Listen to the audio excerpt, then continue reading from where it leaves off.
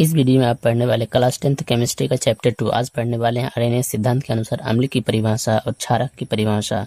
इसके साथ ही आप जानेंगे चीनी की जली विलयन में करंट पास करने पर पास होता है या नहीं होता है, अल्कोहल के जलीय विलयन में करंट पास करेंगे, नमक के जलीय विलयन में करंट पास करेंगे, किस कंडीशन में करंट पास होगी, किस कंडीशन में करंट पास नहीं होगी और कब करंट पास होता है और किस कंपाउंड में किस सॉल्यूशंस में करंट पास नहीं होती है। इन सारी क्वेश्चंस का आंसर्स आपको इसी वीडियो में मिलने वाली है। तो चलिए शुरू करते हैं।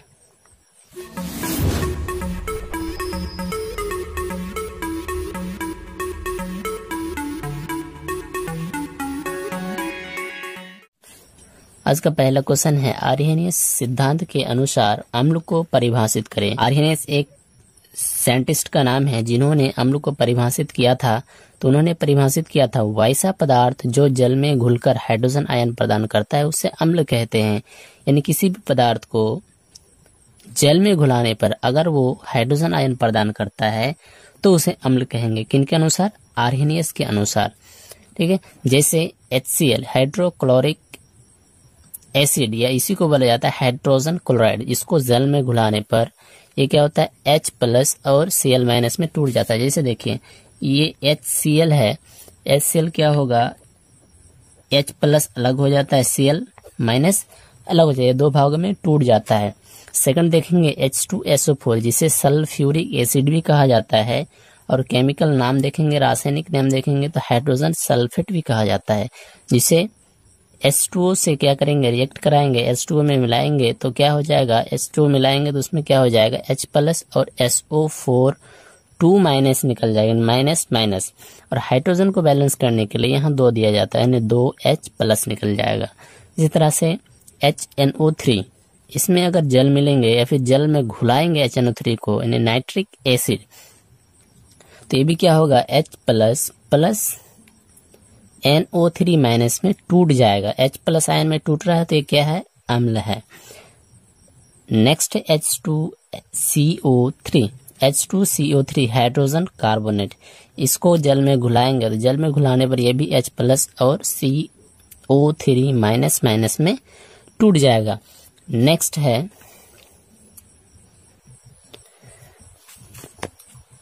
आर्हेनियस के सिद्धांत के अनुसार क्षारक को परिभाषित करें। क्षारक को परिभाषित करना है आर्हेनियस के अनुसार। तो परिभाषा है वैसा पदार्थ जो जल में घुलकर हाइड्रोक्साइड आयन यानी OH आयन प्रदान करता है उसे क्षारक कहते हैं। जैसे NaOH जिसे सोडियम हाइड्रोक्साइड कहा जाता है, दिख दिया गया सोडियम हाइड्रोक्साइड। इसे जल में घुलाने पर ये क्या होता है NaOH, Na अलग हो जाता है और ये प्लस हो जाता है और OH अलग हो जाता है।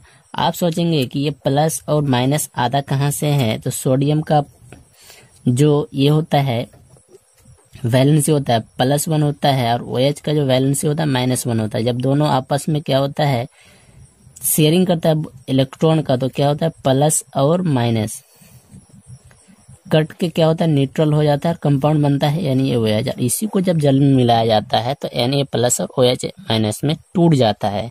उसी तरह से KOH यानी पोटासियम हाइड्रोक्साइड को जब जल में घुलाएंगे तो ये भी क्या हो जाएगा K+ और OH- में क्या हो जाएगा, टूट जाएगा। ये OH- में टूट रहा है इसलिए इसको क्षारक कहते हैं और ये क्या हो रहा है H+ में टूट रहा है इसलिए इसको अम्ल कह रहे हैं। अगर वो H+ में टूटेगा तो अम्ल होगा और OH- में टूटेगा तो क्षारक होगा। नेक्स्ट है CaOH का हॉल्ट यानी कैल्शियम हाइड्रोक्साइड को जल में घुलाएंगे तो क्या हो जाएगा Ca++ हो जाएगा और 2OH- निकल जाएगा। यहाँ भी OH ही निकल रहा है लेकिन माइनस करने के लिए 2 लगाया गया है। अब नेक्स्ट है MgOH का हॉल्ट यानी मैग्नीशियम हाइड्रोक्साइड, इसको जल में घुलाने पर Mg++ OH- निकल जाता है। यहाँ भी ऑक्सीजन और हाइड्रोजन को बैलेंस करने के लिए 2 लगाया गया है। नेक्स्ट क्वेश्चन है उदासीनीकरण अभिक्रिया से क्या समझते हैं।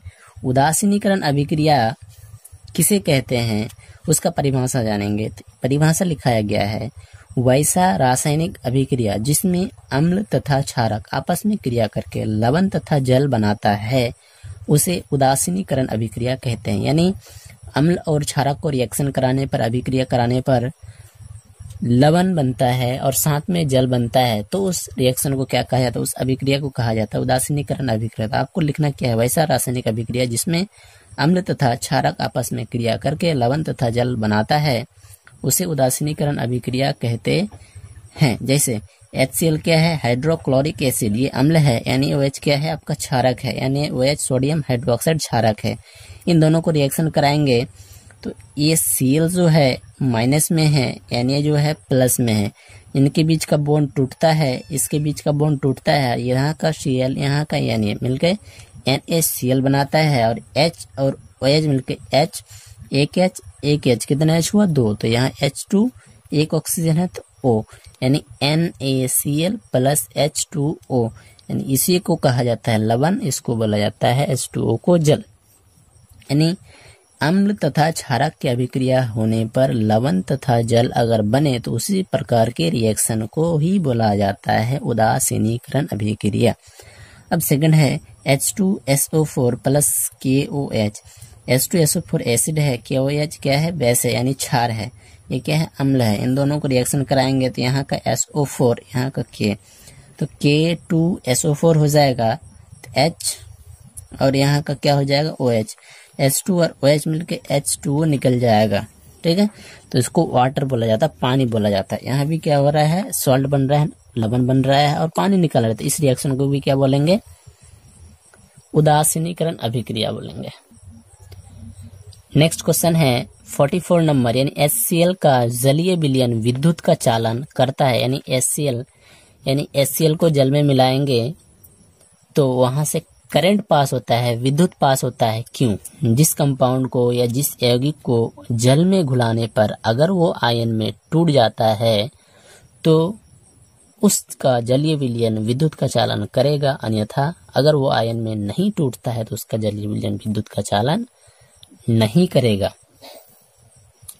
तो आपको क्वेश्चन पूछा गया अम्ल का जलीय विलयन विद्युत का चालन करता है, क्यों? तो आपको लिख देना है अम्ल को जल में घुलाने पर वह आयन में टूट जाता है, इसलिए अम्ल का जलीय विलयन विद्युत का चालन करता है। जैसे HCl हाइड्रोक्लोरिक एसिड, इसे जल में घुलाएंगे तो क्या हो जाएगा, H प्लस और Cl माइनस में टूट जाएगा। नेक्स्ट है H2SO4 सल्फ्यूरिक एसिड, इसे भी जल में घुलाने पर 2H plus plus SO4 minus minus में ये भी क्या हो जाएगा, टूटेगा। अब क्या है आपका नेक्स्ट क्वेश्चन है 46 नंबर। 46 नंबर क्वेश्चन है क्षारक का जलीय विलयन विद्युत का चालन करता है, क्यों? तो उसका आंसर है जब क्षारक को जल में घुलाया जाता है तो वह आयन में टूट जाता है, इसलिए क्षारक का जलीय विलयन विद्युत का चालन करता है। यानी सब क्वेश्चन का एक ही रीजन आएगा, अगर वो आयन में टूटेगा तो विद्युत का चालन करेगा, अगर आयन में नहीं टूटेगा तो विद्युत का चालन नहीं करेगा। तो आपको क्या करना, लेकिन जब क्षारक को जल में घुलाया जाता है तो वह आयन में टूट जाता है, इसलिए क्षारक का जलीय विलयन विद्युत का चालन करता है। जैसे NaOH या क्षारक है, सोडियम हाइड्रोक्साइड है, इसे जल में घुलाने पर Na प्लस और OH माइनस में टूट जाएगा।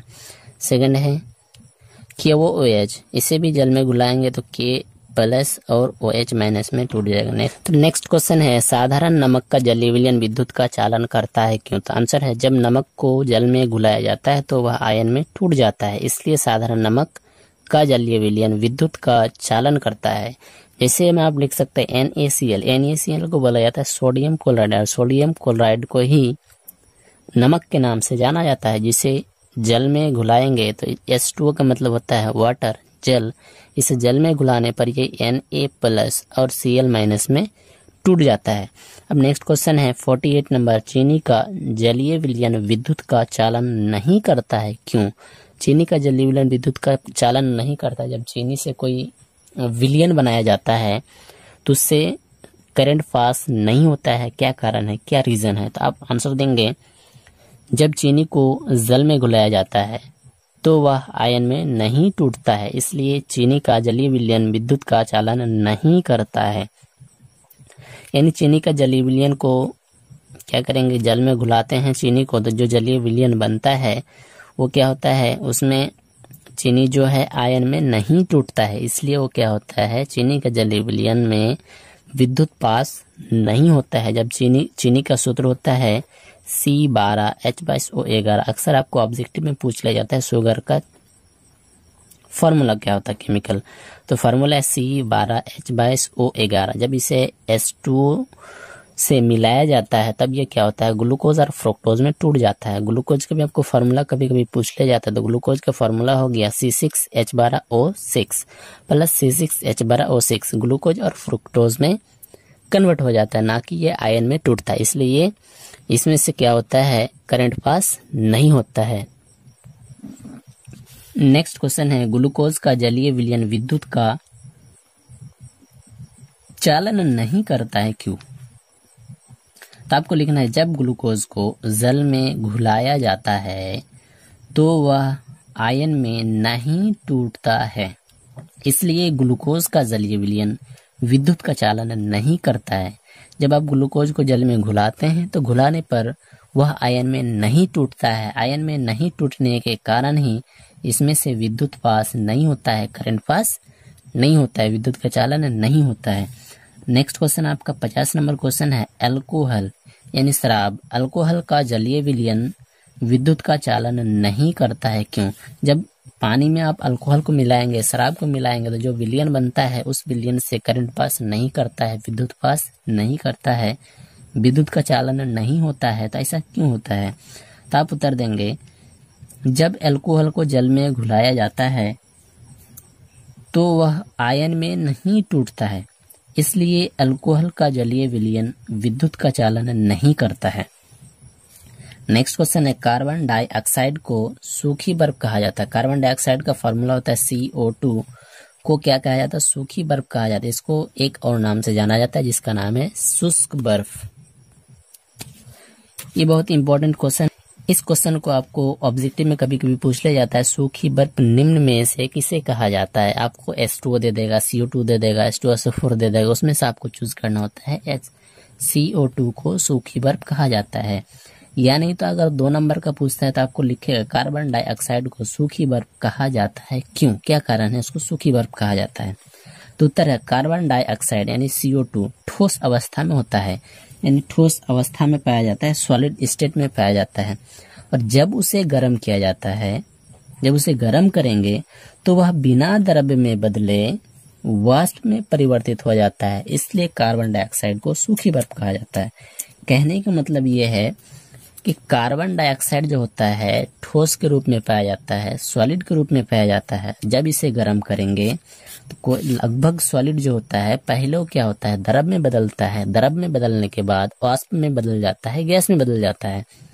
लेकिन CO2 ऐसा कंपाउंड है जिसे गर्म करने पर ये द्रव बने बिना सीधे वाष्प बन के उड़ जाता है, इसलिए इसको सूखी बर्फ कहा जाता है। सूखी बर्फ इसलिए कहा जाता है क्योंकि ये द्रव बनेगा ही नहीं, द्रव नहीं बनता है, द्रव में परिवर्तित नहीं होता है, सीधे वाष्प में परिवर्तित हो जाता है, गैस में परिवर्तित हो जाता है, जिसके कारण से ये भीगता नहीं है, इसलिए इसको सूखी बर्फ कहा जाता है। नेक्स्ट क्वेश्चन है, साधारण नमक नमी को सोख लेता है, क्यों, क्या कारण है साधारण नमक जो है नमी को सोख लेता है?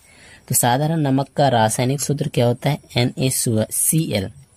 NaCl को ही बोला जाता है सोडियम क्लोराइड होता है, जिसमें अशुद्धि के रूप में, यानी अशुद्धि जो गंदगी होता है उसके रूप में मैग्नीशियम क्लोराइड MgCl2 पाया जाता है, जो अति जल शोषक पदार्थ होता है, इसलिए साधारण नमक नमी को सोख लेता है।